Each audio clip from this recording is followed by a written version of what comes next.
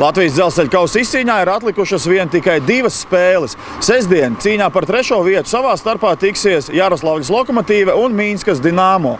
Rīgas Dinamo šovakar sagādāja lielisku pārsteigumu un labas emocijas klātesošajiem spēlētājiem. Tiesa gan tikai pēcspēles soda metienos, bet tomēr ar rezultātu 1-0 tika uzvarēta Jaroslavļas Lokomotīvas komanda un nodrošināta vieta Latvijas Dzelzceļa kausa izcīņas finālā, kur mūsu sestdien 5:00 dienā jau gaidīs Kazaņas Akbars, kura savukārt dienas pirmajā spēlē rezultātu 3-0 pārliecinoši apspēlēja Mīnskas Dinamo vienību. Uzreiz pēc spēles lūdzām sniegt komentāru par aizvadīto maču mūsu Rīgas Dinamo vārtsargam Edgaram Masājskim, kura vārti 65 minūtes un 3 soda metienos tā arī netika iekaroti. Pirmām kārtām apsveic ar iekļūšanu finālā, un vienmēr jau līdzjutējiem ļoti liels gandarījums, ka vārtsargs nostāv sausā. Bet ko vārtsargam nozīmē neielaist visas spēles laikā nevienu golu savos vārtos? Forši. Ja es neieliešu, tad mēs uzvaram. Vismaz parasti. Kāda bija spēlē netipisks rezultāts hokejam? 0-0, visi izšķirās tikai pēcspēles soda metienos. Abas komandas spēlēja ļoti labi aizsardzībā, un tik daudz to momentu nebija. Mums bija 5-3, un vēl tur bija daži momenti. Un viņiem varbūt pārīts arī bija, bet vairāk vai mazāk bija tāds aizsardzības hokejs. Vai atceries kādu bīstamāko spēles momentu, kur varēja tie vārti krist? Bolītī pēdējā čalis netrāpīja tukšos. Kāds noskaņojums ir komandā un kāda gatavība rītdien pret Akbaras? Atkal visi gaida labu rezultātu, protams, jo regulārajā turnīrā aizvadītajā spēlē 6-3 pārliecinoši uzvar bija, bet Es domāju, iesim ārā un cīnīsimies par to kausu. Mums jau gribās viņu vinēt. Vienā no epizodēm tev ripa ķiveri trāpīja, vai vesela ķiveri? Jā, viss kārtībā. Ants sataisīja. Lai arī Jānis Sprukts jau vairākas sezonas pārstāvja Jaroslavļas Lokomotīvas krāsas, vienmēr ierodoties arēnā Rīga, mūsu līdzstēju viņi sagaida ar skaļiem sajūsmas saucieniem. Pēc spēles Jānis neatteica padalīties iespaidos par aizvadīto maču arī ar Dinamo TV. Jānis smaidīja. Tiesa gan rezultāts uz tablo, smaidīgāks bija Rīgas līdzstējiem. Prieks tev redzēt arēnā Rīga. Tiesa gan Lokomotīvai mazliet bēdīgs spēles noskaņojums un izskaņa. Bet kā bija? Jums jau priecīgs. Bija labi. Es domāju, Rīdznieki ļoti labi spēlēja un atraisīt spēlē, un tas galvenais bija pelnījuši uzvarēt. Netipisks rezultāts hokejam, ka visi izšķirās tikai pēcspēles soda metienos. Abas komandas bija noskaņojušās aizsardzības spēlēt, ļoti uzmanīgi gatavoties fināla spēlē. Visi gribēja tikt finālā. Kāpēc Lokomotīvai nesanāca? Soda metienos labāki bija, pārspēja un viss.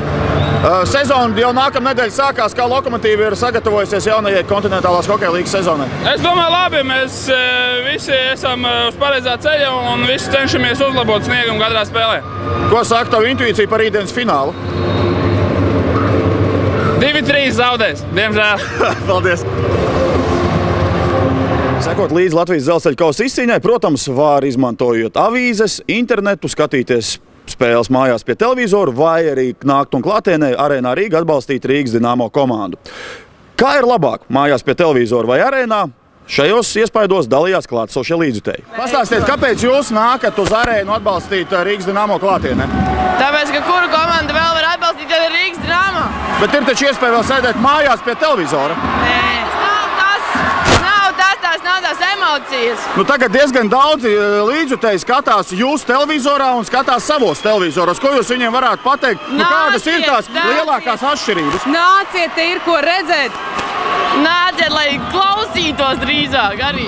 Ko te var dzirdēt? Visu laiku līdzjutēji bļauj? Emocijas, tas ir, ne jau bļaušana, bet tā ir skaļa, ko var dzirdēt. Tas ir nav tā kā mājās, kad viens pats bļauj. Скажите, почему вы приходите на арену Ригу здесь поддерживать свою команду, не сидите дома у телевизора?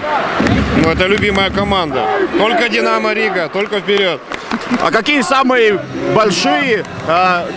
большая разница поддерживать свою команду дома за телевизором или здесь в арене вместе с другими болельщиками? Здесь получаешь радость, адреналин. Это очень здорово, когда здесь. Совсем другое настроение. Что вы бы могли посоветовать тем, которые еще думают, приходить или не приходить в арену? Нечего думать. Собрались и пошли за наших болеть. Kā otrais rīdznieks rindās uz laukumu izpildīt soda metienu devās Roberts Bukārts. Kā viņam izdevās iepriecināt gan savus komandas biedrus, gan arī klātesošus līdzjutējus, pēc spēles padalījās pats Roberts. Patiesībā jāsaka, ka netipisks tev soda metiens, ne? Treniņos bija tā metis, kaut kā spēlēs nebija atļāvies tādu. Mīķels pēc, ka viņš gulsies uz zemes un visu apakšu nosiks, izdomāja parādīt maņkustību.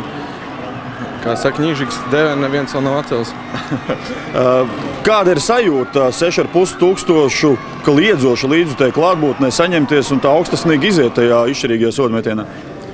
Nezinu, man ir Aigars Razgals vienreiz teica, viņš saka, ko jūs visi baidieties, iet mest tos bulīšus. Viņš saka, ej met, tur pa lielam nekas tik traks neizšķirās. Nav jau pasaules čempionāta fināls vai Gārīnkaus fināls. Viņš saka, ej met, tev ir savas kustības, ieies, neieies. Tas ir vienkārši, tas var teikt, ir 50/50. Kāpēc tāds rezultāts netipisks hokejam 0-0 noslēdzās? Nebija vārtu guvumi, vārtsargi bija savos labākajos sniegumos. Mēs šodien reāli futbolu spēlējam.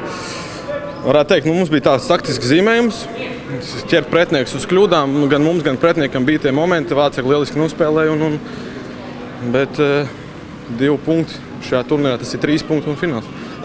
Akbars vienreiz jau mēs pārliecinoši turnīrā esam uzvarējuši. Ko līdz tev var gaidīt finālā? Fināls vienmēr ir fināls un cīnīsimies uz visiem 100. Tā spēle jāizmirst, jo pretinieks noskaņosies daudz agresīvāk un būs gatavs mūsu taktikai. Tā kā būs interesanti, teiksim. Pasīsimies, ko arī mūsu treneri taktiski varbūt kaut ko jaunu pieslīpēs, izdomās. Būs interesanti, viennozīmīgi. Katrā ziņā līdzjutēji tiek aicināti klātienē atbalstīt Rīgas Dināmo lielajā finālā sestdienas vakarā 5 dienā pret Akbars komandu.